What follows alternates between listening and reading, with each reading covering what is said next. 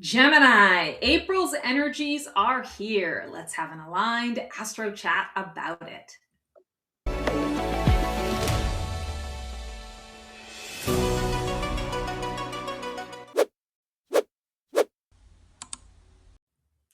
Hello all, Stacy the Black Feather Intuitive, and welcome to your Transformational Tarot reading for the month of April for Gemini. Gemini, this is great for your Sun, Moon, Rising, and Venus signs, and this is also great if you are a person who has a Gemini in your life that you love. What a great way to be able to support them and understand what's going on with them throughout the month. So we are going to be pulling cards from an overarching energy, I should say, from the Moon Magic deck from Stacy DeMarco. And then we are pulling tarot cards from the Villains Tarot. And that, of course, is a Disney deck. And it's fun. And I felt like you guys needed some fun. So without further ado, let's get to it.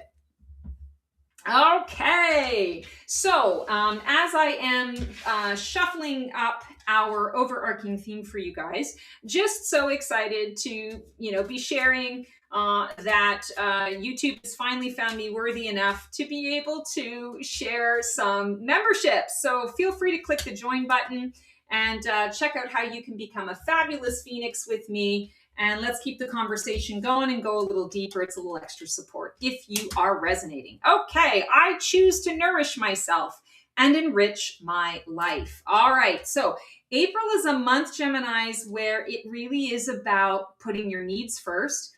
I'm also hearing for a lot of you, it's going to be physical needs. So maybe physical health issues, or I'm feeling like digestive issues. Maybe this is a month where you are intentionally changing up your diet, your intake. Maybe this is a month where you're taking on a physical challenge, like you're preparing for a marathon, or you're deciding I'm going to go for a walk every day, or I'm going to go for a run every day, or I'm going to go to an aerobics class every day. Whatever it happens to be, I feel like the physical choices that you make to your body, the love you show to your body, is going to enrich your life, because our body not only is our psychic antenna, but it is the vehicle through which we do this wild ride called life. And if you are of the attitude or the idea that we all serve a purpose here, the body helps you to serve that purpose. And so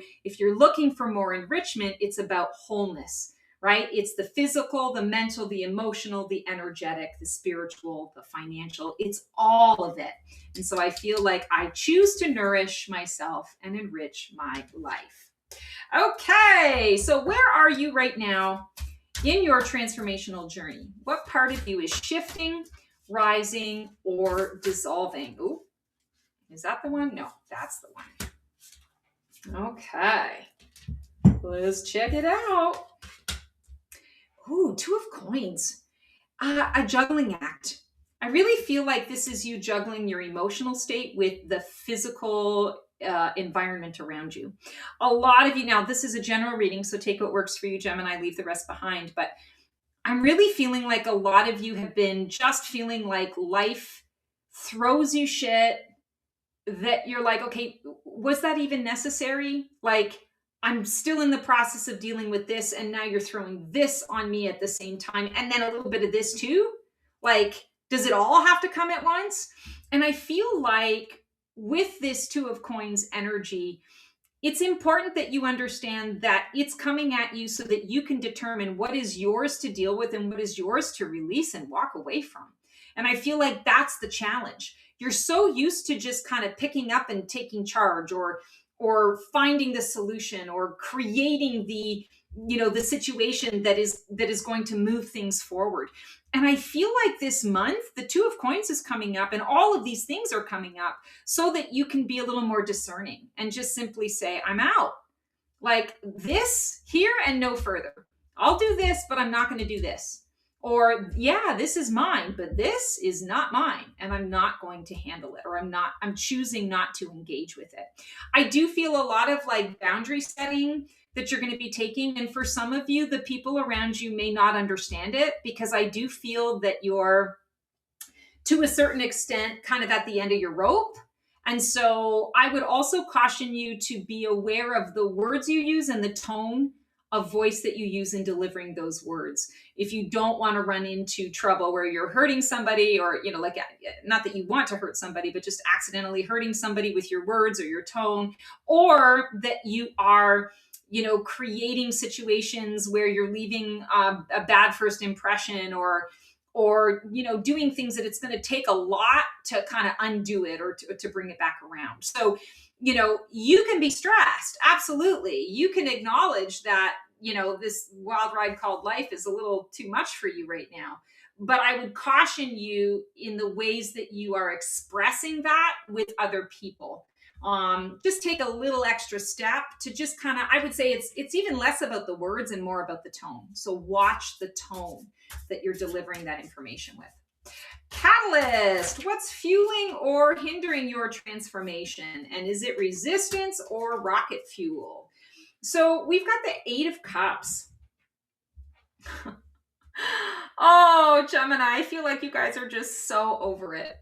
That's the energy that I'm getting. You're so over it. You're like, like, I wish I could just kind of walk out of my life, like just leave the keys, on the doormat or whatever. And just, I've got my little carry-on case and, my animals, and I'm just walking, and I don't know exactly where I'm walking towards. I'm just walking away from this.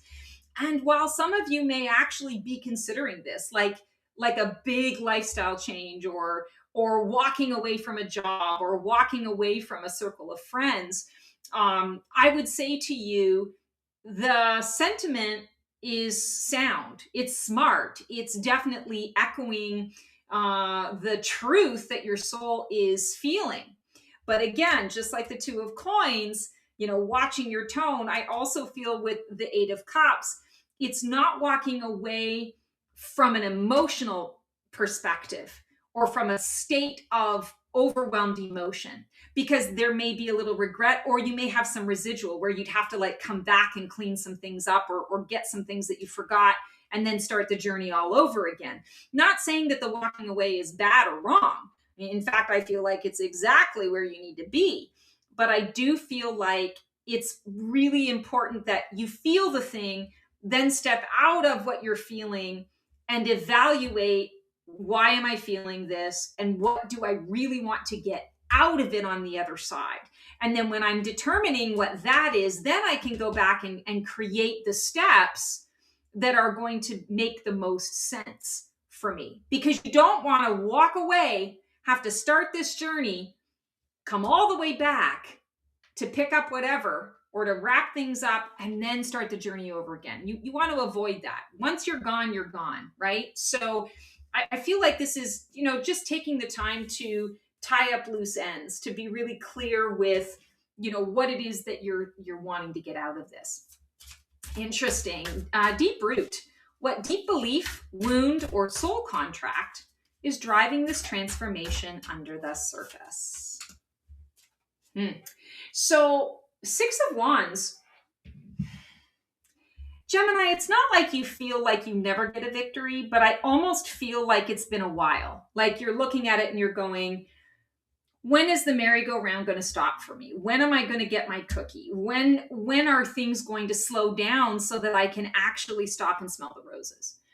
And I feel like when we ask ourselves these questions, the big aha moment about it, or the thing that the universe is trying to get your attention to, is that you have inadvertently given away your power.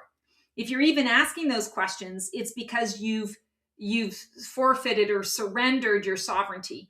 You've gone more into a space of victimhood, and not, on a 10 out of 10 scale necessarily, maybe it's a 1 or a 2 or a 3. But it's the gentle reminder, and we all do it. I'm not saying Gemini, tisk, tisk. It's we all do it. And I'm a Gemini moon, so I can relate to this as well. It's the reminder that the universe is happening through me and for me. I'm not a victim of this planet. I'm not a victim of these people that are on this planet. I am a part of this, and we're all playing a game. So this brings you back to, what kind of game am I wanting to play? What game did I come here to play? What game did my soul really want me to enjoy and to explore? What is the purpose? there's a lot of victory in that, but you've got to ask those questions in order to kind of allow that to come to the surface. This just feels like it's a reminder of what you already know. You've just kind of put it on the back burner. And it's probably because there's been just a lot of daily flotsam and jetsam, that you've had to deal with or navigate. So when we ask, is it a deep belief, wound, or soul contract? I feel like it's a bit of all three. There's a bit of wounding here. There are some beliefs that you're, switching up, you're changing up, and there are a lot of soul contracts. I mean, we can have soul contracts with people, but we can also have soul contracts with our job. We can have soul contracts with houses that we live in. We can have soul contracts with animals that we love. There's all sorts of things. So I feel like, whatever resonates with you is the one you want to go with. So it could be a deep belief that you're dealing with, a wound, or a soul contract. All right, what's dying away? What part of you is falling away? What role, pattern, or identity has run its course? Interesting. Strength. So it's funny that I talked about flotsam and jetsam, because I think that's exactly who these guys are. Oh, you can't make this shit up. I love it. Okay, so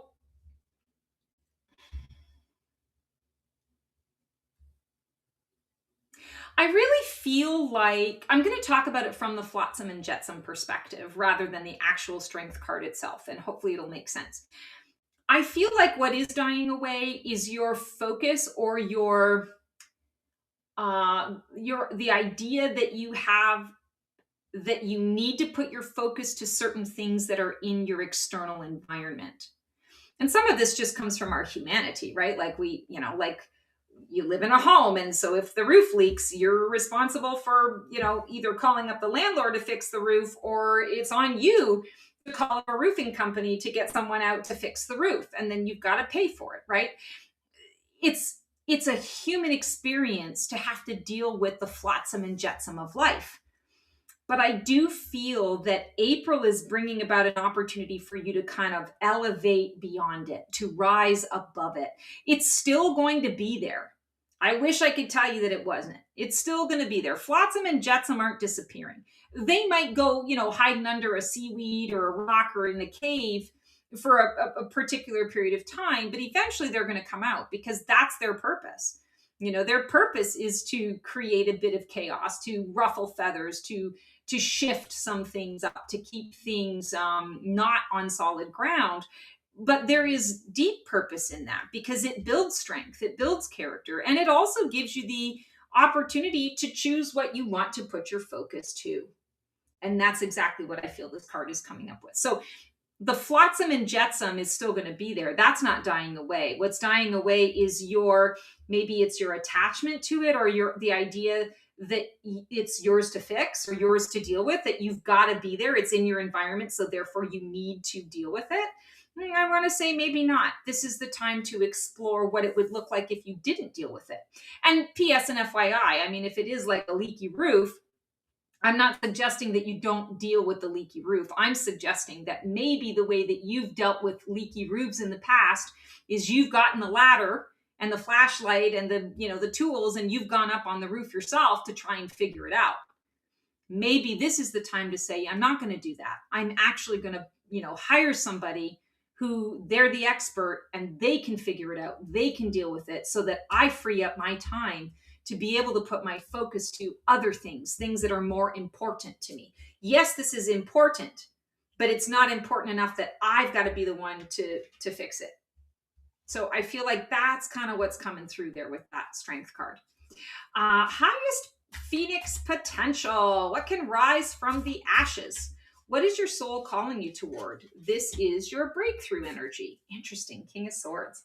So, Gemini, you are an air sign. So this is definitely an air card. It's the swords energy.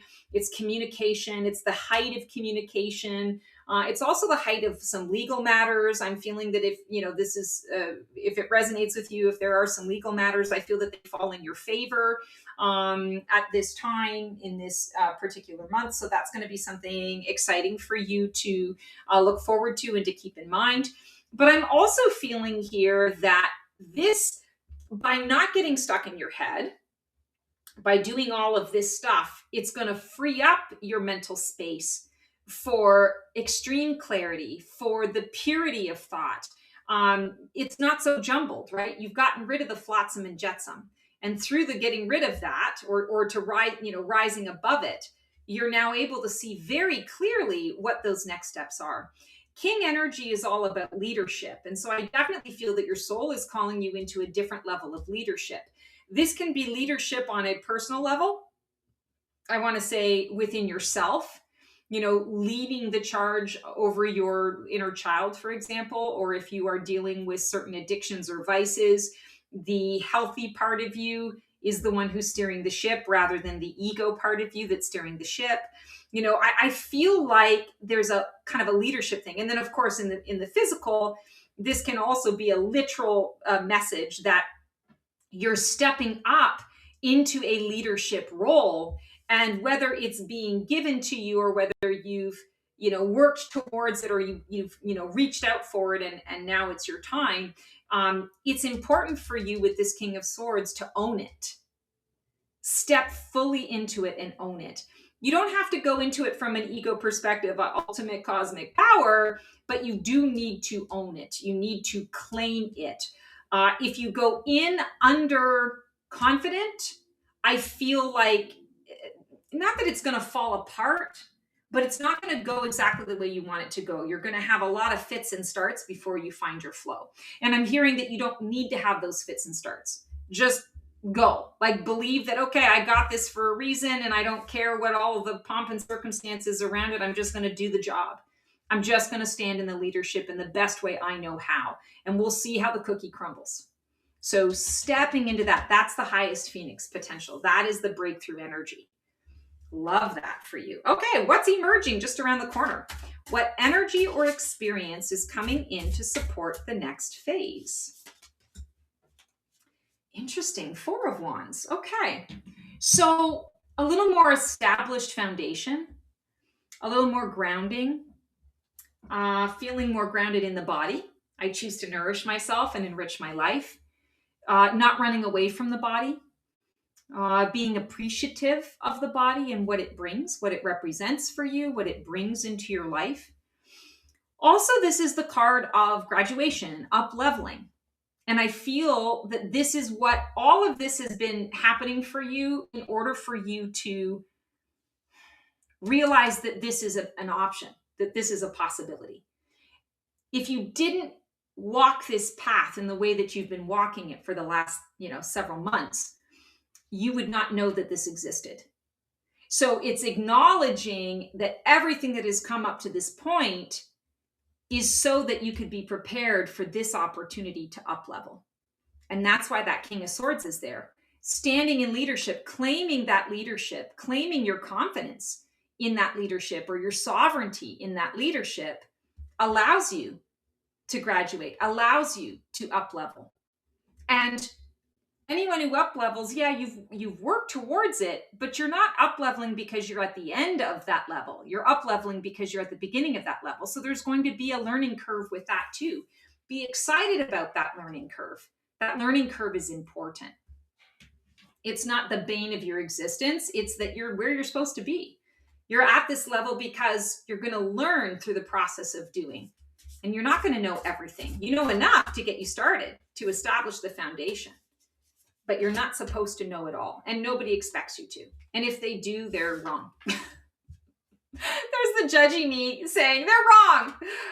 Well, they just, they're on their own path. Maybe that's a better way of putting it. Okay, your role in this shift, you in this process. How are you navigating this transformation? Are you resisting, flowing, grieving, or boldly rising?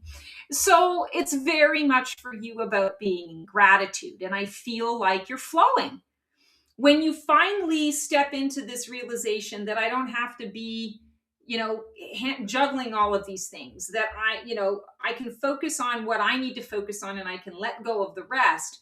There's such gratitude and freedom in that energy.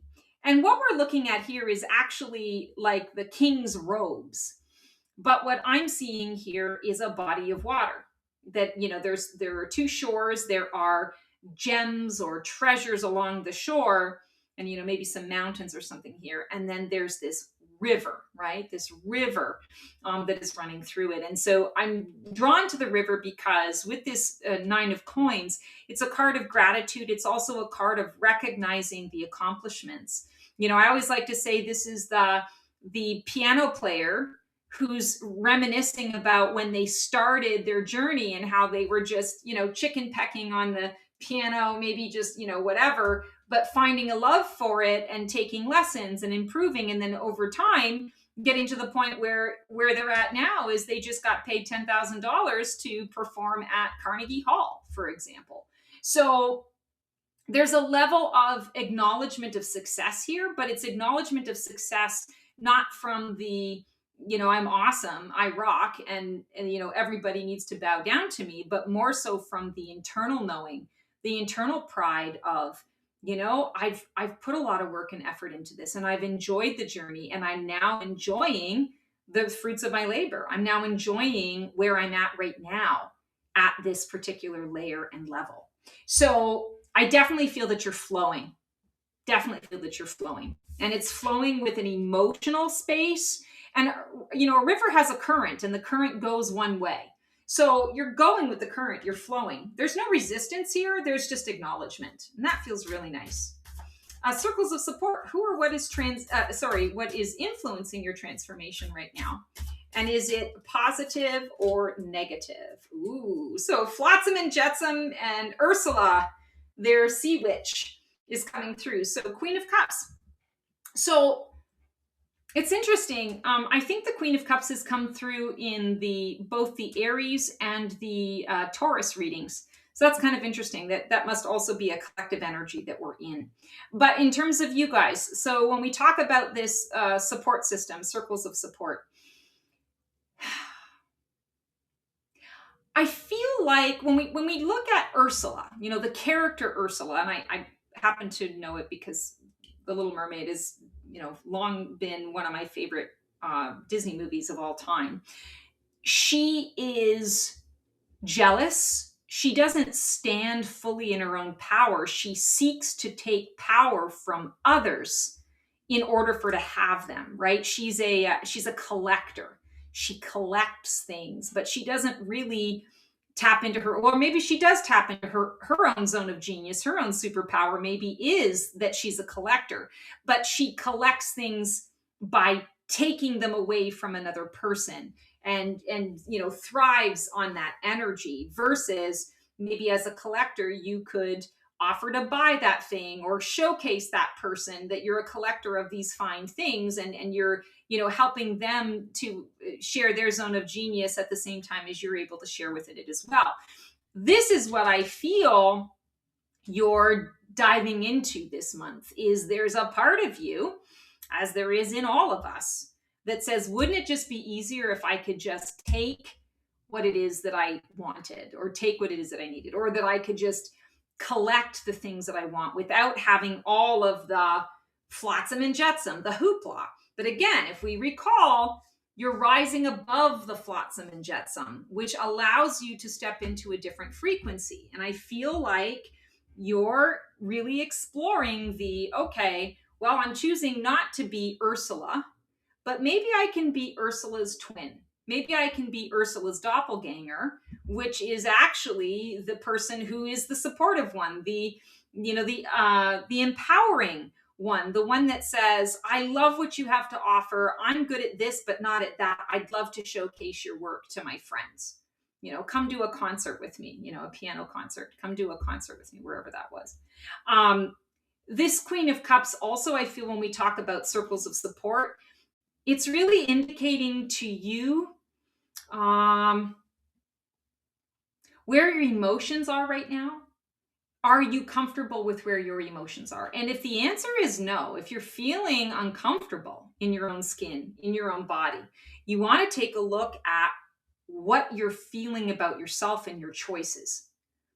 Because I feel that there's a bit of judgment that's going on here that may or may not be your own. So if you're an empath, sometimes we empaths get confused and we start trying to figure things out that we're feeling, and we can't figure out why we can't figure it out. When you can't figure out why you can't figure it out, it usually means that you're trying to resolve somebody else's feeling that you've picked up. You're taking it on as though it's your own.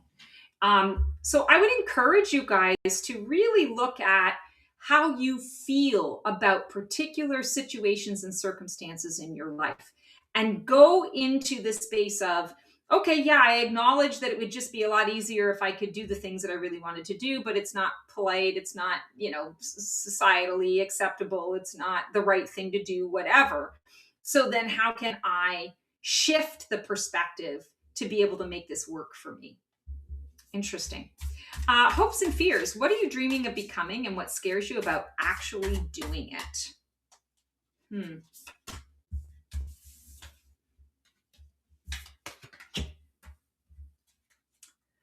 Ooh. You're afraid to dive into the emotional state because you're afraid you're going to lose the sharpness in your mind, the sharpness of your thoughts, the sharpness of your knowledge, your wisdom, the process that you have always taken on or worked through to gain your wisdom and your knowledge. But I also feel here like the Ace of Swords is inviting you into a new process, a new way of thinking. And this is connected to the wholeness, connecting to your wholeness as a person. The mind, body, spirit connection is real. It's necessary. It's the thing that's going to support you through all of this. And it is where you are going and growing, whether you want to or not. It's kind of that graduation energy. Didn't we get a graduation here? Maybe I'm making it up in my head. I am making it up in my head. This is where you're going and growing. And I love that we've got this green energy, sort of the green smoke, or the green wisp, heart energy. This is how you're healing. You're never going to lose the sharpness of your wit or your intellect or your wisdom or your knowledge. You're never going to lose the sharpness. It's not going to dull just because you're diving in and using the water element to explore this next path. But you've got to let go of this limiting belief. And in letting it go, it's going to advance you a lot further. Like, it's going to get you unstuck. For some of you, you've been feeling stuck, rotating in the same pattern, stuck, the hamster on the wheel. This is going to unstick you. All right. If you stay on course, what is the outcome of your transformation on the other side of April? What is the result of embracing the full death and rebirth cycle? 10 of Cups, the ultimate, the ideal outcome. And this is beautiful. When you embrace the emotions, when you embrace the good, the bad, and the ugly, and you integrate it and you approach it in a new way, a fresh approach through the heart space, you get exactly what it is that you were seeking all along. And this feels a lot easier to balance and navigate and juggle than this. And I feel like that's because you have more choice, more option, more people around you, but you're also much clearer about the path that you're choosing. This is your boat. You're choosing to sail the ocean blue. No one else is choosing it for you, and no one else around you is affecting what's going on. It's just you and the wind. It's you and source energy making this path.